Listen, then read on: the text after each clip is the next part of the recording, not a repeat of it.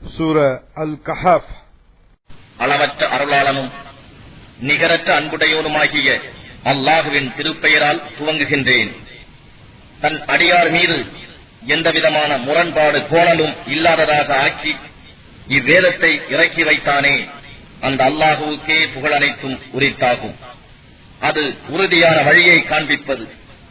அவனிடத்தில் இருந்து உள்ள கடினமான வேதனையை பற்றி அச்சமூட்டுவதற்கு சாலிகான நற்செயல்கள் செய்யும் மூமீன்களுக்கு நிச்சயமாக அவர்களுக்கு அழகிய நற்கூலியான சுவனபதி இருக்கிறது என்று நன்மாராயம் கூறுவதற்காகவும் குர்ஆனை அருளினார். அதில், அதாவது சுவனபதியில் அவர்கள் என்றென்றும் தங்கியிருப்பார்கள். அல்லாஹ் தனக்கென ஒரு மகனை எடுத்துக் கொண்டார் என்று சொல்பவர்களை எச்சரிப்பதற்காகவும் இதனை இறக்கி வைத்தார். அவர்களுக்கோ இன்னும் அவர்களுடைய மூதாதையர்களுக்கோ இதை பற்றி எவ்வித அறிவு ஆதாரமும் இல்லை. அவர்களுடைய வாய்களில் இருந்து புறப்படும் இந்த வார்த்தை பெரும் பாவமானதாகும். அவர்கள் கூறுவது பொய்யே அன்றி வேறில்லை. நபியே, இந்த வேத அறிவிப்பில் அவர்கள் நம்பிக்கை கொள்ளாவிட்டால் அவர்களுடைய பிரிவுக்காக வியாகுலப்பட்டு நீர் உண்மையே அழைத்துக் கொள்வீர்கள் போலும். மனிதர்களில் அழகிய செயலுடையவர் யார் என்று அவர்களை சோதிப்பதற்காக நிச்சயமாக பூமியில் உள்ளவற்றை அதற்கு அலங்காரமாக நாம் ஆக்கினோம். இன்னும் நிச்சயமாக நாம் அதன் மீது உள்ளவற்றை ஒரு நாள் அழித்து புற்பூண்டு இல்லா பாலை நிலமாக்கி விடுவோம்.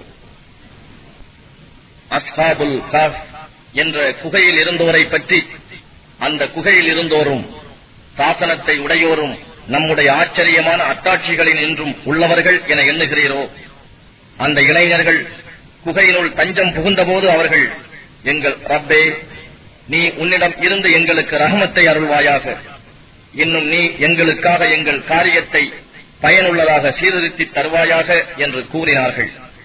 ஆகவே நாம் அவர்களை எண்ணப்பட்ட பல ஆண்டுகள் வரை அக்குகையில் தங்குமாறு அவர்களுடைய காதுகளில் மீது திரையிட்டு தடை ஏற்படுத்தினோம்.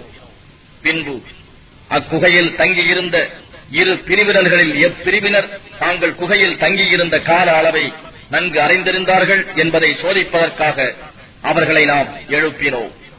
நபியே, நாம் உமக்கு அவர்களுடைய வரலாற்றை உண்மையை கொண்டு அறிவிக்கிறோம். நிச்சயமாக அவர்கள் இளைஞர்கள் தங்கள் ரப்பின் மீது ஈமான் கொண்டார்கள். இன்னும் நாம் அவர்களை நேர்வழியில் அதிகப்படுத்தினோம். அவர்கள் சன்மார்க்கத்தில் நிலைத்து எழுந்து நின்று, வானங்களுக்கும் பூமிக்கும் இறைவனாகிய அவனே எங்களுடைய இறைவன், எக்காலத்தும் அவனை அன்றி வேறு எவரையும் நாயன் என்று அழைக்க மாட்டோம், அப்படி செய்தால் குஃப்ரில் கொண்டு சேர்க்கும், வரம்பு மீறியதை சொன்னவர்களாவோ என்று அவர்கள் உறுதியாக கூறிய நிலையில் அவர்கள் இதயங்களை நாம் வலுப்படுத்தினோம். எங்கள் சமுதாயத்தாராகிய அவர்கள் வேறு நாயனை ஏற்றுக் கொண்டிருக்கிறார்கள். அவர்கள் அவற்றின் மீது தெளிவான அத்தாட்சியை கொண்டு வர வேண்டாமா? ஆகவே அல்லாஹுவின் மீது பொய்யாக இட்டு கட்டுபவனை விட அநியாயக்காரன் யார் என்றும் கூறினார்கள். அவர்களையும் அவர்கள் வணங்கும் அல்லாஹ் அல்லாதவற்றையும் விட்டு விலகி நீங்கள் குகையின்பால் ஒதுங்கிக் கொள்ளுங்கள். உங்களுடைய ரப்பு தன்னுடைய ரஹ்மத்திலிருந்து உங்களுக்கு விசாலமாக கொடுத்து உங்கள் காரியங்களையும் பயன் உள்ளவையாக திருத்தமாக்கி தருவான் என்று அவர்களில் ஓர் இளைஞர் சொன்னார். சூரியன் உதயமாகும் போது அது அவர்களுடைய குகையின் வலப்புறம் சாய்வதையும், அது அஸ்தமிக்கும் போது அது அவர்களுடைய இடப்புறம் செல்வதையும் நீர் பார்ப்பீர். அவர்கள் அதில் ஒரு விசாலமான இடத்தில் இருக்கின்றனர். இது அல்லாஹுவின் அத்தாட்சிகளில் உள்ளதாகும். எவரை அல்லாஹ் நேர்வழியில் செலுத்துகிறானோ அவரே நேர்வழிப்பட்டவராவர். இன்னும் எவனை அவன் வழிகேட்டில் விடுகிறானோ அவனுக்கு நேர்வழிகாட்டும் நேர்வழியில் சேர்க்கக்கூடிய உதவியாளர் எவரையும் நீர் காண மாட்டீர். மேலும் அவர்கள் தூங்கிக் கொண்டிருந்த போதிலும் நீர் அவர்களை விழித்துக் கொண்டிருப்பவர்களாகவே எண்ணுவீர். அவர்களை நாம் வலப்புறமும் இடப்புறமுமாக புரட்டுகிறோம். தவிர அவர்களுடைய நாய் தன் இரு முன்னங்கால்களையும் வாசப்படியில் விரித்து படுத்திருக்கிறது. அவர்களை நீர் உற்று பார்த்தால் அவர்களை விட்டும் விருண்டு ஓடி பின்வாங்குவீர். அவர்களில் நின்றும் உண்டாகும் பயத்தை கொண்டு நிரம்பி விடுவீர். இன்னும் அவர்களிடையே ஒருவரை ஒருவர் கேட்டுக் கொள்வதற்காக நாம் அவர்களை இவ்வாறு எழுப்பினோம். அவர்களில் இருந்து சொல்பவர் ஒருவர், நீங்கள் எவ்வளவு நேரம் நித்திரையில் இருந்தீர்கள் என கேட்டார். ஒரு நாள் அல்லது ஒரு நாளின் சிறிது பாகம் தங்கி இருந்திருப்போம் என கூறினார்கள். மற்றவர்கள், நீங்கள் நித்திரையில் இருந்த காலத்தை உங்கள் ரப்புதான் நன்கு அறிவான். ஆகவே உங்களில் ஒருவரை இந்த வெள்ளிக்காசுடன் பட்டணத்துக்கு அனுப்புங்கள். அவர் சுத்தமான ஆகாரம் எது என்பதை நன்கு கவனித்து அதிலிருந்து ஆகாரத்தை உங்களுக்காக கொண்டு வரட்டும். எனினும் உங்களை அப்பட்டணவாசிகள் எவரும் அறிந்து கொள்ளாதவாறு போகிறவர் மிக எச்சரிக்கையாக இருந்து கொள்ளட்டும் என்றனர். ஏனென்றால் நிச்சயமாக அவர்கள் உங்களை அறிந்து கொண்டால் உங்களை கல்லால் அடித்து கொன்று விடுவார்கள், அல்லது தங்களுடைய மார்க்கத்தில் உங்களை மீட்டி விடுவார்கள். அப்புறம் நீங்கள் ஒருபோதும் வெற்றியடைய மாட்டீர்கள் என்றும் கூறினர். இன்னும் நிச்சயமாக அல்லாஹுவின் வாக்குறுதி உண்மையானது என்றும் நிச்சயமாக கியாம நாளிலும் சந்தேகம் இல்லை என்றும் அப்பட்டணவாசிகள் அறிந்து கொள்வதற்காகவே இவ்வாறு அவர்களை பற்றிய விஷயத்தை வெளியாக்கினோம். அப்பட்டணவாசிகளோ இவர்கள் யார் என்பதை பற்றி தர்க்கித்துக் கொண்டதை நபியே நினைவு கூறும். இவர்கள் இருந்த இடத்தின் மீது ஒரு கட்டடத்தை கட்டுங்கள், இவர்களை பற்றி இறைவனே நன்கறிவான் என்றனர். இவ்விஷயத்தில் எவர்களுடைய கருத்து மிகைத்ததோ அவர்கள் நிச்சயமாக அவர்கள் மீது ஒரு மஸ்ஜிதை அமைப்போம் என்று கூறினார்கள். அவர்கள் 3 பேர்தாம். அவர்களில் 4வது அவர்களுடைய நாய் என்று சிலர் கூறுகின்றனர். இல்லை, அவர்கள் 5 பேர்தாம். அவர்களில் 6வது அவர்களுடைய நாய் என்று மறைவானதை ஊகம் செய்து சிலர் கூறுகிறார்கள். இன்னும் சிலர் 7 பேர், அவர்களில் 8வது அவர்களுடைய நாய் என்று சொல்கிறார்கள். நபியே, அவர்களுடைய எண்ணிக்கையை என்னுடைய ரப்புதான் நன்கறிவான். சிலரை தவிர மற்றவரும் அவர்களை பற்றி அறிய மாட்டார்கள் என்று கூறுவீராக. ஆகவே அவர்களை பற்றி வெளிரங்கமான விஷயம் தவிர வேறெது பற்றியும் நீர் தர்க்கம் செய்ய வேண்டாம். இன்னும் அவர்களை குறித்து இவர்களில் எவரிடமும் நீர் தீர்ப்பு கேட்கவும் வேண்டாம். நபியே, இன்னும் எந்த விஷயத்தை பற்றியும் நிச்சயமாக நான் நாளை அதை செய்பவனாக இருக்கிறேன் என்று நிச்சயமாக கூறாதீர்கள். இன்ஷா அல்லாஹ், அல்லாஹ் நாடினால் என்று சேர்த்துச் சொன்னால் அன்றி தவிர இதை நீர் மறந்து விடுங்கால் இறைவனை நினைவுபடுத்திக் கொள்வீராக. இன்னும் என்னுடைய ரப்பு நேர் வழியில் இதைவிட இன்னும் நெருங்கிய விஷயத்தை எனக்கு அறிவிக்க கூடும் என்றும் கூறுவீராக.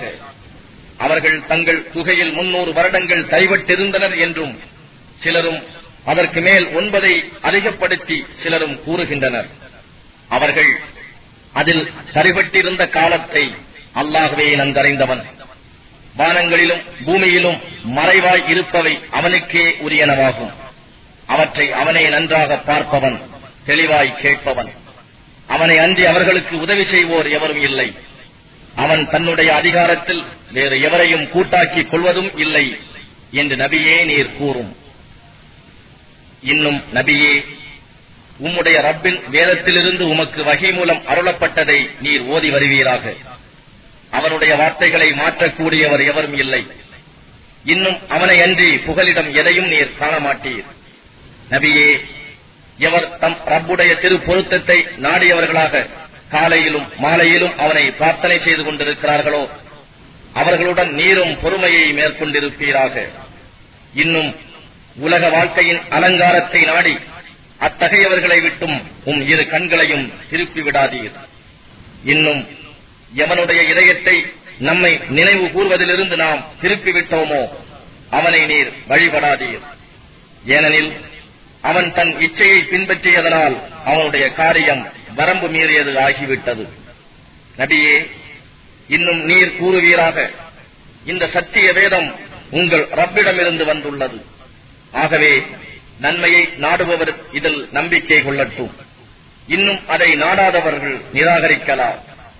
அநியாயக்காரர்களுக்கு நரக நெருப்பை நிச்சயமாக சித்தப்படுத்தியுள்ளோம். அந்நெருப்பின் சுவர் அவர்களை சூழ்ந்து கொள்ளும். அன்றியும் அவர்கள் தண்ணீர் கேட்டு கதறினால் அவர்களுக்கு உருக்கிய இரும்பு திரவம் போன்ற நீரே அவர்களுக்கு கொடுக்கப்படும். அவர்களுடைய முகங்களை அது சுட்டு கருக்கிவிடும். மிக கேடான பானமாகும் அது. இன்னும் இறங்கும் தலத்தில் அதுவே மிக கெட்டதாகும். நிச்சயமாக எவர்கள் ஈமான் கொண்டு சாலிகான நற்கர்மங்களையும் செய்கிறார்களோ அத்தகைய அழகிய செயல் செய்வோரின் நற்கூலியை நாம் நிச்சயமாக வீணாக்க மாட்டோம். அத்தகையவர்களுக்கு என்றென்றும் தங்கி இருக்கக்கூடிய சுவனவதிகள் உண்டு. அவற்றின் கீழே ஆறுகள் ஓடிக்கொண்டிருக்கும். அவர்களுக்கு அங்கு பொன்னாலாகிய கடகங்கள் அணிவிக்கப்பெறும். சுந்துஸ், இஸ்தபரக் போன்ற பச்சை நிற பூம்பட்டாடைகளை அவர்கள் அணிந்திருப்பார்கள். அங்குள்ள உயர்ந்த ஆசனங்களில் தலையணைகள் மீது சாய்ந்து மகிழ்ந்திருப்பார்கள். அவர்களுடைய நற்கூலி மிகவும் பாக்கியமிக்கதாயிற்று. அவர்கள் இளைப்பாறும் இடமும் மிக அழகியதாயிற்று. நபியே, இது மனிதர்களை அவர்களுக்கு உதாரணமாகவும் கூறுவீராக. இருவரில் ஒருவருக்கு நாம் திராட்சை தோட்டங்களில் 2 கொடுத்தோம். இன்னும் பேரீட்ட மரங்களை கொண்டு இரண்டையும் சூழப்பட்டவையாக்கினோம். இரண்டிற்கும் இடையில் தானிய வயல்களையும் அமைத்தோம். இரு தோட்டங்களும் அவற்றின் பலன்களை எப்பொருளையும் குறையாது கொடுத்துக் கொண்டிருந்தன. இரண்டுக்கும் நடுவே நாம் ஓர் ஆற்றையும் ஒலித்தோடச் செய்தோம். இன்னும் அவனுக்கு வேறு கனிகளும் இருந்தன. ஆகவே அவன் தன்னுடன் தர்க்கம் செய்து கொண்டிருந்த தன் தோழனிடம், நான் உன்னை விட பொருளால் அதிகமுள்ளவன், ஆட்களிலும் நான் உன்னை மிகைத்தவன் என்று கூறினான். பெருமையினால் தன் ஆத்மாவுக்கு தீங்கிழைத்தவனாக தன் தோட்டத்திற்குள் நுழைந்தான். அவன், இந்த தோட்டம் எப்பொழுதாவது அழிந்துவிடும் என்று நான் எண்ணவில்லை என்றும் கூறிக்கொண்டான். நியாய தீர்ப்புக்குரிய வேளை ஏற்படும் என்றும் நான் எண்ணவில்லை. அப்படி ஏதும் நிகழ்ந்து நான் என் ரப்பிடம் மீண்டும் கொண்டு செல்லப்படுவேனாயின் நிச்சயமாக இங்கு இருப்பதை விட மேலான இடத்தையே நான் காண்பேன் என்றும் கூறினான். அவனுடைய தோழன் அவனுடன் இது பற்றி தர்க்கித்தவனாக, உன்னை மண்ணிலிருந்தும் பின் ஒரு துளி இந்திரியத்திலிருந்தும் படைத்து பின்பு உன்னை சரியான மனிதனாக ஆக்கினானே, அவனையா நீ நிராகரிக்கின்றாய் என்று அவனிடம் கேட்டான். ஆனால் நான் உறுதி சொல்கிறேன், அல்லாஹ் அவன்தான் இறைவனாவான். என் இறைவனுக்கு நான் யாரையும் இணை வைக்கவும் மாட்டேன். மேலும் நீ உன் தோட்டத்தில் நுழைந்தபோது அல்லாஹ் நாடியதே நடக்கும், அனைத்து சக்தியும் அல்லாஹுவுக்கே அன்றி வேறில்லை என்று கூறியிருக்க வேண்டாமா? செல்வத்திலும் பிள்ளையிலும் நான் உன்னை விட குறைந்தவனாக இருப்பதாய் நீ கண்டபோதிலும் உன்னுடைய தோட்டத்தை விட மேலானதை என் ரப்பு எனக்கு தரவும், உன் தோட்டத்தின் மீது வானத்தில் இருந்தும் இடிகளை அனுப்பி அதை அதனால் மழுமட்டையான திடலாக ஆக்கிவிடவும் போதும். அல்லது அதன் நீர் முழுதும் உறிஞ்சப்பட்டதாகி அதை நீ தேடி கண்டுபிடிக்க முடியாதபடியும் ஆகிவிடலாம் என்று கூறினான். பின் அவனுடைய விளைபொருள் யாவும் அழிந்து அதற்காக தான் செலவு செய்ததை குறித்து காலையில் 2 கைகளை பிசைந்து கொண்டு அத்தோட்டம் அடியோடு சாய்ந்து விட்டதை பற்றி என் ரப்புக்கு எவரையும் நான் இணை வைக்காதிருந்திருக்க வேண்டாமா என்று கூறினான். மேலும் அல்லாஹ்வை அன்றி அவனுக்கு உதவி செய்யும் கூட்டத்தார் எவரும் அவனுக்கு இருக்கவில்லை. ஆகவே அவன் இவ்வுலகில் எவராலும் உதவி செய்யப்பட்டவனாக இல்லை. மறுமையிலும் உதவுவதற்கான நிலையான அதிகாரம் அல்லாஹ்விடமே இருக்கிறது. அவனே பிரதிபலன் அளிப்பதில் மேலானவனாகவும் முடிவு செய்வதிலும் மேலானவனாகவும் அவன் இருக்கின்றான். மேலும் இவ்வுலக வாழ்க்கைக்கு ஓர் உதாரணம் அவர்களுக்கு நபியே நீர் கூறுவீராக. அது நாம் வானத்திலிருந்து இறக்கி வைத்த நீரை போல் இருக்கிறது. பூமியில் உள்ள தாவரங்கள் அதனுடன் கலந்து செழித்தன. ஆனால் ஒரு காலையில் அவை காய்ந்து பதறாகி அவற்றை காற்று அடித்துக் கொண்டு போய்விடுகிறது.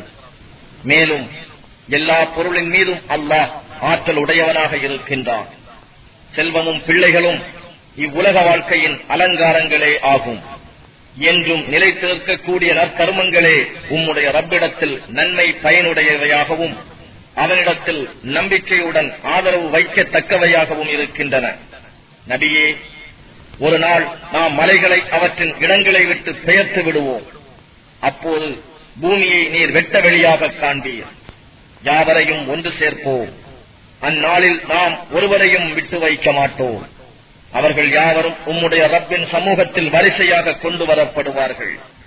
நாம் உங்களை முதல் தடவை படைத்தவாறே திட்டமாக இப்பொழுதும் நீங்கள் நம்மிடம் வந்துவிட்டீர்கள். ஆனால் நாம் உங்களுக்காக வாக்களிக்கப்பட்ட இத்தகைய நாளை ஏற்படுத்த மாட்டோம் என்று நீங்கள் எண்ணிக்கொண்டிருந்தீர்கள் என்று சொல்லப்படும். இன்னும் பட்டோலையாகிய புத்தகம் அவர்கள் முன் வைக்கப்படும். அதில் உள்ளதை கண்டு குற்றவாளிகள் மிக்க அச்சத்துடன் இருப்பதை காண்பீர்.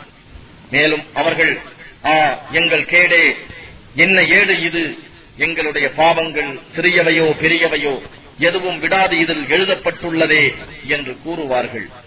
இன்னும் அவர்கள் செய்த யாவும் அவர்கள் முன் வைக்கப்படுவதை காண்பார்கள். ஆனால் உம்முடைய ரப்பு ஒருவருக்கும் அநியாயம் செய்ய மாட்டான்.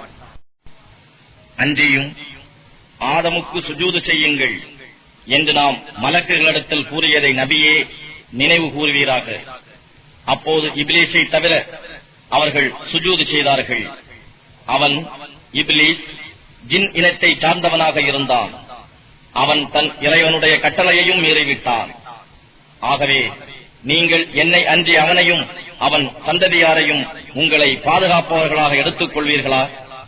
அவர்களோ உங்களுக்கு பகைவர்களாக இருக்கிறார்கள்.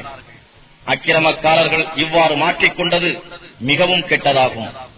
வானங்களையும் பூமியையும் படைப்பதற்கோ இன்னும் அவர்களையே படைப்பதற்கோ அவர்களை நான் உதவிக்கு அருகே வைத்துக் கொள்ளவில்லை. வழிகெடுக்கும் இவர்களை எதிலும் நான் உதவியாளர்களாக ஏற்படுத்திக் கொள்ளவும் இல்லை. இறைவன் ஒரு நாள், நீங்கள் எனக்கு இணையானவை என்று நீங்கள் எண்ணிக்கொண்டிருந்தீர்களே, அவற்றை நீங்கள் அழையுங்கள் என்று கூறுவார். அவர்கள் அவற்றினை அழைப்பார்கள். ஆனால் அவை அவர்களுக்கு பதில் சொல்ல மாட்டார். இன்னும் நாம் அவர்களிடையே ஓர் நாசம் செய்யும் ஓர் பிளவை ஏற்படுத்துவோம். இன்னும் குற்றவாளிகள் நரக நெருப்பை பார்ப்பார்கள். தாங்கள் அதில் விழப்போகிறவர்களே என்பதை தெரிந்து கொள்வார்கள். அதில் இருந்து தப்ப மாற்றிடம் எதையும் காண மாட்டார்கள்.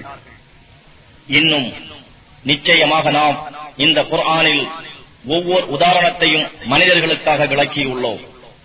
எனினும் மனிதன் அதிகமாக தர்க்கம் செய்பவனாகவே இருக்கின்றான்.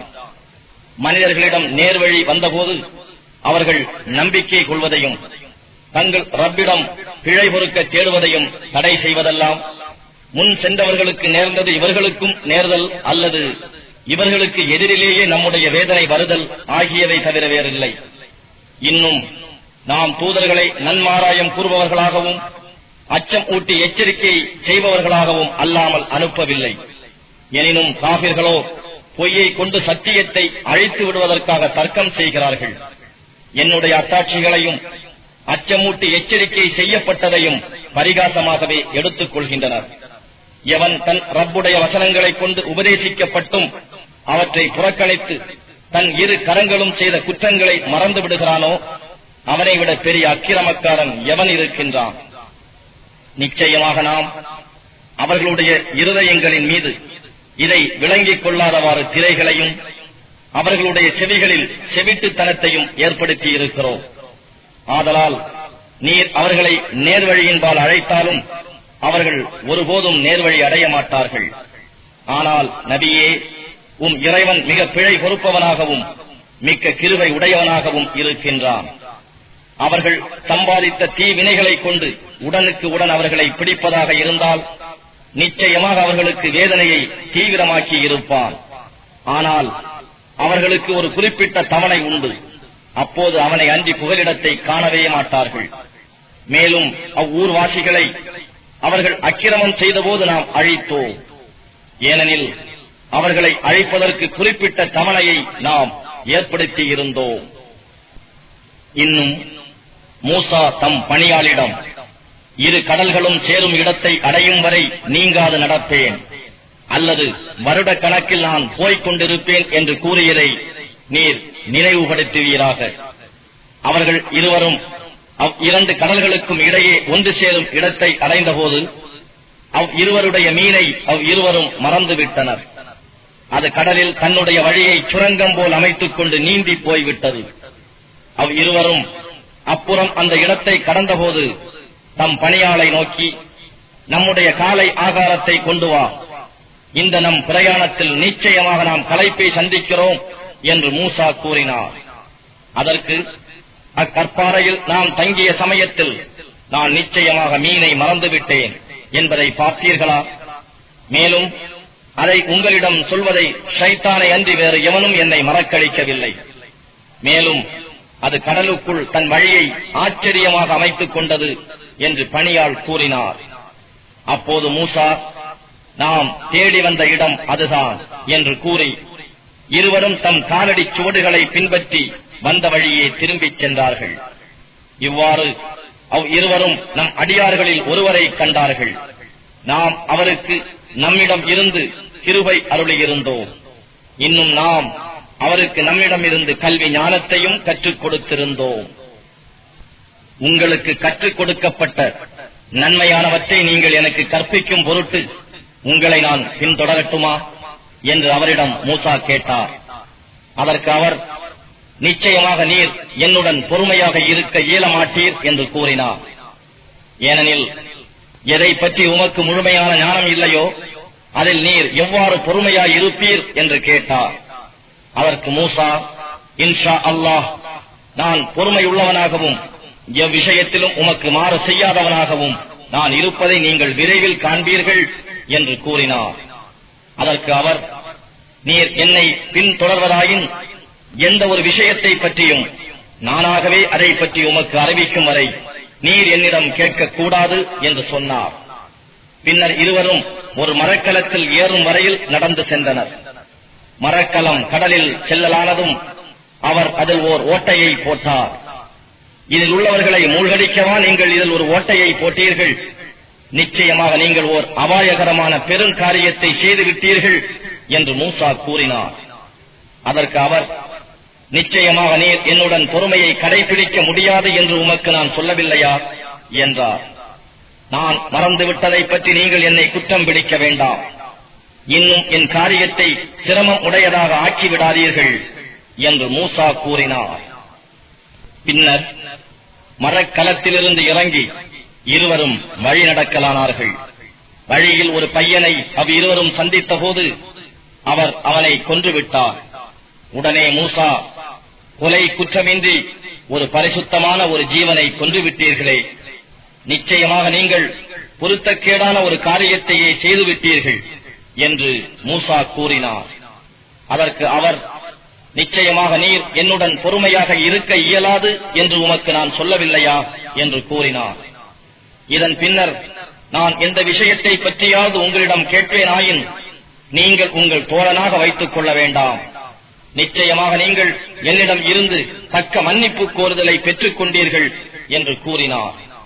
பின்னர் இருவரும் வழி நடந்து இருவரும் ஒரு கிராமத்தாரிடம் வந்து சேர்ந்தார்கள். தங்கள் இருவருக்கும் உணவு தருமாறு அந்த கிராமத்தாரிடம் கேட்டார்கள். ஆனால் இருவருக்கும் விருந்தளிக்க அவர்கள் மறுத்துவிட்டார்கள். அப்போது அங்கே இடிந்து அடியோடு விழும் நிலையில் இருந்த ஒரு சுவரை இருவரும் கண்டனர். ஆகவே அவர் சரி செய்து நிமிர்த்தி வைத்தார். இதை கண்ட மூசா, நீங்கள் நாடியிருந்தால் இதற்கு என ஒரு கூலியை பெற்றிருக்கலாமே என்று கூறினார். இதுதான் எனக்கும் உமக்கும் இடையே பிரிவுக்கு உரிய நேரம் ஆகும். எதை பற்றி நீர் பொறுமையாக இருக்க முடியவில்லையோ அதன் விளக்கத்தையும் இப்பொழுதே உமக்கு திட்டமாக அறிவித்து விடுகிறேன் என்று அவர் கூறினார். அம்மரக்கலம் கடலில் வேலை செய்யும் ஏழைகள் சிலருக்கு சொந்தமானது. எனவே நான் அதை ஓட்டையிட்டு பழுதாக்க விரும்பினேன். ஏனெனில் அவர்களுக்கு பின்னால் கொடுங்கோலனான ஓர் அரசன் இருந்தான். அவன் பழுதில்லா மரக்கலங்களை எல்லாம் பலவந்தமாக எடுத்துக் கொள்கிறான். அடுத்து அந்த இளைஞனுடைய தாய் தந்தையர் இருவரும் மூமீன்களாக இருக்கிறார்கள். அவன் வாலிபனாகி இருவரையும் வழிகேட்டிலும் குஃப்ரிலும் சேர்த்து விடுவான் என்று நாம் பயந்தோம். இன்னும் இருவருக்கும் பரிசுத்தத்திலும் பெற்றோரிடம் அன்பு செலுத்துவதிலும் சிறந்திருக்கக்கூடிய ஒரு மகனை இருவருடைய ரப்பு கொலையுண்டவனுக்கு பதிலாக கொடுப்பதை நாம் விரும்பினோம். இனி நான் நிமிர்த்து வைத்த அந்த சுவர் அந்த பட்டினத்தில் உள்ள அனாதை சிறுவர் இருவருக்கு உரியது. அதன் அடியில் இருவருக்கும் சொந்தமான புதையல் உள்ளது. இருவருடைய தந்தை சாலிகான நல்ல மனிதராக இருந்தார். எனவே இருவரும் தக்க பிராயம் அடைந்து தம் இருவரின் புதையலையும் வெளிப்படுத்தி எடுத்துக் கொள்ள வேண்டும் என உம்முடைய ரப்பு நாடினான். இவையெல்லாம் ரப்புடைய ரஹ்மத்தில் நின்றும் உள்ளவை. என் வெறுப்பின்படி எந்த காரியத்தையும் செய்யவில்லை. எதை பற்றி நீர் பொறுமையாக இருக்க முடியவில்லையோ அதன் விளக்கம் இதுதான் என்று கூறினார். நபியே, அவர்கள் துல்கர்னைனை பற்றி உங்களிடம் வினவுகின்றனர். அவருடைய வரலாற்றில் சிறிது உங்களுக்கு நான் ஓதி காண்பிக்கிறேன் என்று நீர் கூறுவீராக. நிச்சயமாக நாம் அவருக்கு பூமியில் தம் ஆட்சியை நிறுவ வசதிகள் அளிப்போம்.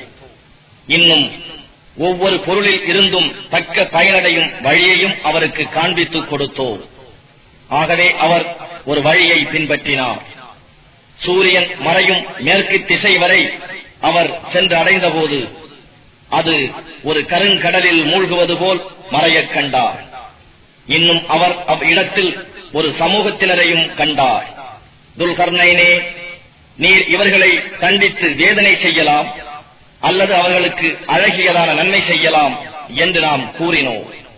ஆகவே அம்மக்களிடம் அவர் கூறினார், எவன் ஒருவன் அநியாயம் செய்கிறானோ அவனை நாம் வேதனை செய்வோம்.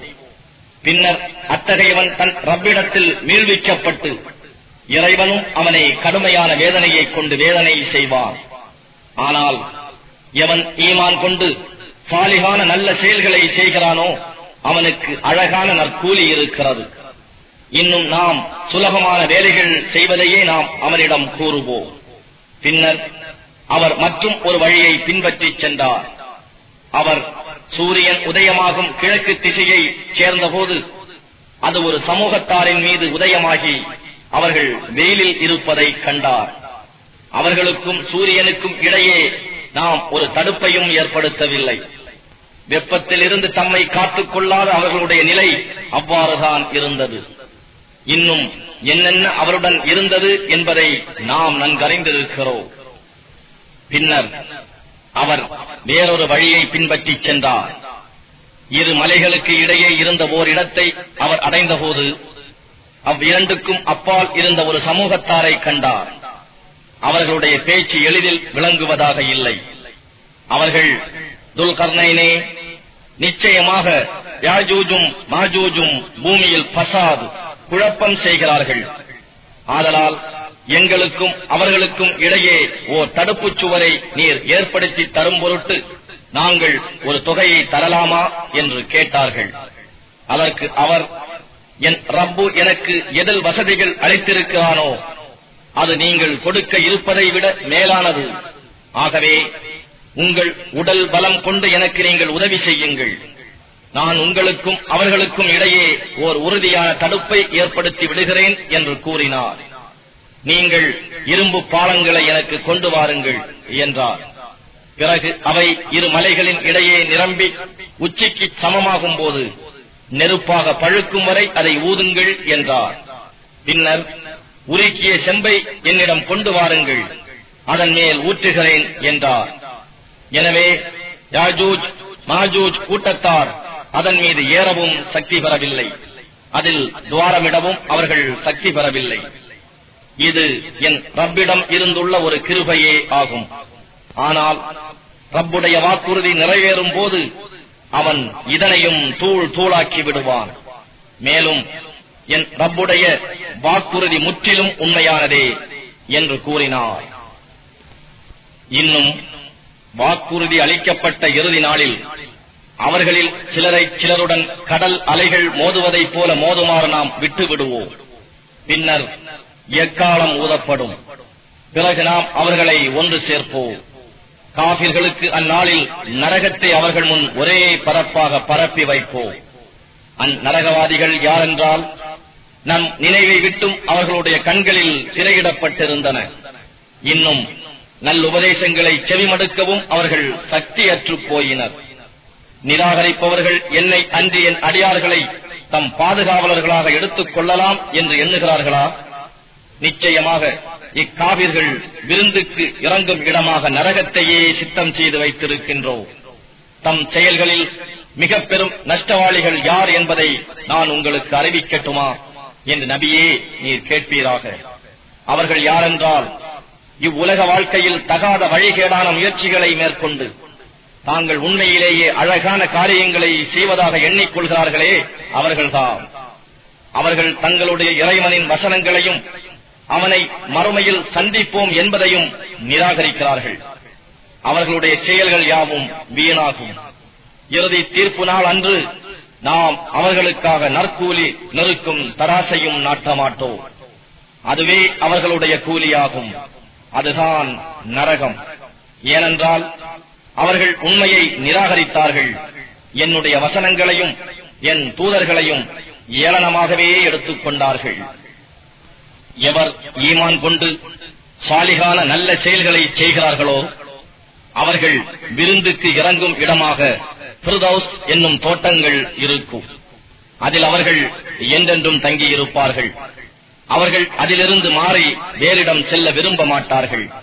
நபியே, நீர் கூறுவீராக, என் ரப்புடைய வார்த்தைகளை எழுதுவதற்காக கடல் முழுதும் மையாக ஆகுமானாலும் என் ரப்புடைய வார்த்தைகள் எழுதி முடிப்பதற்குள் கடல் நீர் தீர்ந்துவிடும். அதைப் போல இன்னொரு கடலையே நாம் உதவிக்கு கொண்டு வந்தாலும் சரியே. நபியே, நீர் சொல்வீராக, நிச்சயமாக நான் உங்களை போன்ற ஒரு மனிதனே, நிச்சயமாக உங்களுடைய நாயன் ஒரே நாயன்தான் என்று எனக்கு வகி அறிவிக்கப்பட்டிருக்கிறது. எவன் தன்னுடைய ரப்பை சந்திக்கலாம் என ஆதரவு வைக்கின்றானோ அவன் சாலிகான நல்ல செயல்களை செய்து தன் ரப்பை வணங்குவதில் வேறெவரையும் இணையாக்காதும் இருப்பானாக.